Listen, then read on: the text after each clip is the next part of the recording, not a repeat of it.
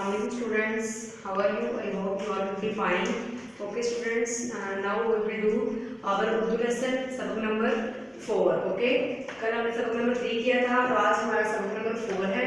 तो सबसे पहले मैं इसको आपको इसके नेम से इंट्रोड्यूस करवाऊंगी कि हमारे आज के लेसन का नेम क्या है. ठीक है, तो हमारे लेसन का नेम है कानून का एहतराम. हमारे सबक नंबर 4 का नेम क्या है?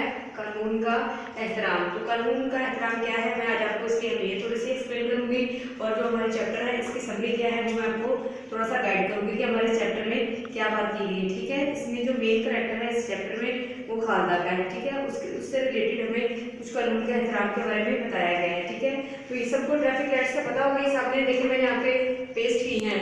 सबको पता है सिग्नल्स सब जाते हैं बाहर, तो सिग्नल्स पे 3 कलर्स शो होते हैं हमें, रेड, येलो एंड ग्रीन. ठीक है, तो रेड कलर का सबको पता है कि ये लाइट जब ऑन होती है तो सब गाड़ियां जो है, सब ट्रांसपोर्ट जो है, सब व्हीकल्स वो स्टॉप हो जाती हैं.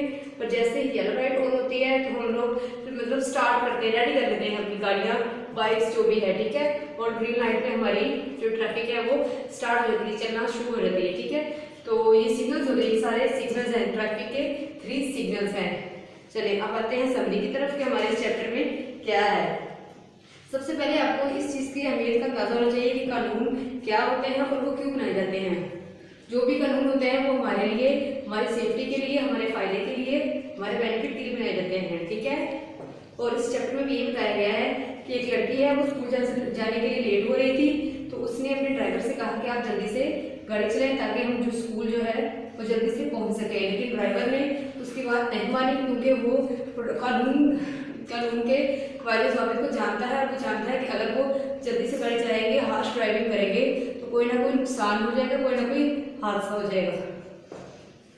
ओके, और उसके बाद उसने क्या कहा है कि वो हमें इन चीज़ों की अहमियत बताना चाह रहे हैं कि आपको पता है कि जगह जगह पर पुलिस जो है वो गाड़ी सड़कों पर खड़ी होती है और वो क्या करते हैं, गाड़ियाँ जो तेज चलाते हैं, जो कानून की पाबंदी नहीं करते, ये जो ट्रैफिक के सिग्नल्स तोड़ते हैं उनका चालान करती है. ठीक है, और ये बताया गया है कि अगर हम इन कवानीन की पाबंदी नहीं करेंगे तो हमें भी नुकसान हो सकता है और ये हमारे लिए जानलेवा भी साबित हो सकता है. ठीक है, और ज़ेब्रा क्रॉसिंग का भी कहा गया है कि वो कौन लोग यूज़ करते हैं, पैदल चलने वाले. ठीक है, तो जो पैदल चलने वाले हैं वो ज़ेब्रा क्रॉसिंग को यूज़ करेंगे और जो है गाड़ी चलाने वाले वो ट्रैफिक के रूल्स को, इन लाइट्स कवानीन को फॉलो करेंगे तो हम यकीनन किसी हादसे से, किसी नुकसान से बच सकते हैं. ठीक है, और बच्चों को यहाँ पे बिल्कुल तनबीह की गई है सख्ती से कि वो जो है सड़क पर बिल्कुल भी नहीं खेलेंगे.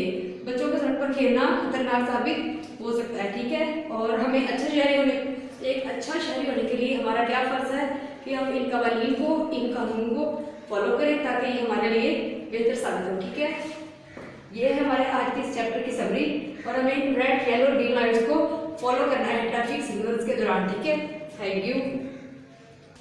ओके स्टूडेंट्स, आपको मैंने इस चैप्टर की समरी बताई है कि कानून के कुछ रेगुलेशंस है उनको फॉलो करना चाहिए. उससे रिलेटेड हमारा बुक वर्क है, आज पढ़ाई का मैंने आपको बता दिया है. अब हम बुक वर्क करेंगे, बुक के ऊपर कंप्लीट करेंगे वर्क. और आप लोग पेज नंबर कौन सा वर्क करेंगे इस बुक वर्क के लिए? Page number 18. ठीक है, 18 पेज पे क्वेश्चन नंबर 3 है, उसको हम फिल करेंगे, अब फॉलो करेंगे. अब उसको खाली जगह पूरी करनी है हमें. ठीक है, ये देखिए फर्स्ट कौन सी है कि अच्छे शहरी होने के लिए हमें डैश का एहतराम करना चाहिए. किस चीज का एहतराम करना चाहिए? कानून का. ओके, फर्स्ट ब्लैंक के अंदर आएगा कानून. नेक्स्ट है कानून का एहतराम करके हम किसी बड़े डैश से बच सकते हैं. किससे बच सकते हैं? हादसे से. अगर हम केयरफुल ड्राइविंग करेंगे तो हम हादसा से बच सकते हैं. ठीक है, नंबर 3 है तेज रफ्तारी डैश साबित हो सकती है, जानलेवा. अगर हम तेज रफ्तार से गाड़ी चलाएंगे, हार्श ड्राइविंग करेंगे तो हमारे लिए ये हमारी जान के लिए नुकसानदेह है. ठीक है, नंबर 4 पुलिस जो है वो तेज गाड़ी चलाने वालों का क्या करती है?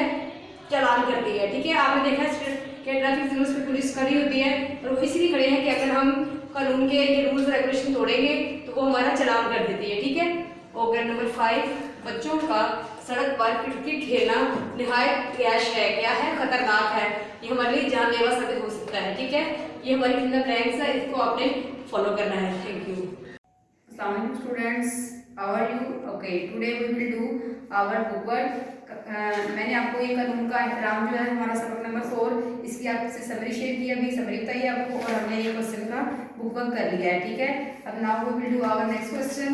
बुक वर्क में पेज नंबर 19 ओपन करेंगे या ये पेज नंबर 19 है आपका, और यहाँ पे हमने क्वेश्चन नंबर 4 है, ये सॉल्व करना है आज। ये हमने राइट करना है, लर्न करना है कि इसको हमने कैसे सॉल्व करना है। ठीक है, मैं आपको बताती हूँ मेथड क्या है इसका क्वेश्चन नंबर 4 का। Okay, now look at the white board. Question number 4 सबक का एहतराम लेसन 4 है हमारा, और कानून का एहतराम इसका नेम है। ठीक है, ये बुक वर्क में क्वेश्चन नंबर 4 है। ये क्या लिखा है कि बेतरतीब अल्फाज को दुरुस्त तरतीब करके बामानी लिखे। इसका मतलब क्या है कि हमारे पास कुछ वर्ड्स हैं, कुछ अल्फाज हैं जिनको अरेंज नहीं किया गया, जिनकी तरतीब अभी दुरुस्त नहीं है, इसलिए उनका मतलब हम समझ नहीं सकते और ना ही हमें समझ आएगा कि ये क्या सेंटेंस है। तो हमारा ये काम है कि हम उनको अरेंज करेंगे, एक तरतीब में एक बामानी जुमला बना के लिखेंगे। ठीक है, तो हम आपको एक्सप्लेन करती हूँ वो कैसे करना है। ठीक है, नंबर फर्स्ट देखें क्या लिखा है आपके सामने, से लिखो कलम। अब आपको इसकी समझ आ रही है कि ये क्या सेंटेंस है? नहीं समझ आ रही, हमें भी समझ नहीं आ रही ये क्या है। ये एक बेमानी जुमला है। ठीक है, कुछ अल्फाज दिए गए हैं वो अरेंज नहीं किए, यहाँ हम इनको अरेंज करेंगे तो ये एक बामानी सेंटेंस जुमला पूरा मुकम्मल बन जाएगा। क्या लिखा है? सबसे पहले क्या आएगा, कलम से लिखो। ये आपको समझ आ रही है नहीं, ये क्या सेंटेंस है? कलम से लिखो। पहले बिल्कुल भी समझ नहीं आ रही थी हमें, इसी तरह से सेकंड पे आ जाए, आओ ले किताब अपनी। अब आपको इसकी समझ नहीं आ रही कि सेंटेंस सही प्रॉपर क्या है, तो हम इसको अरेंज करेंगे थोड़ा सा अपनी सेंस के साथ कि हम इसको कैसे अरेंज करेंगे और ये कैसे बनेगा।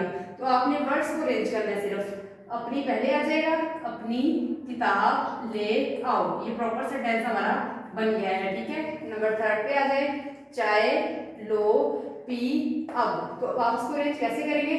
सबसे पहले हम इस सेंटेंस पे गौर किया करेंगे, पहले वर्ड कौन सा आएगा, अब चाय पी लो। ठीक है, ये प्रॉपर सेंटेंस आपके सामने है, अब चाय पी लो।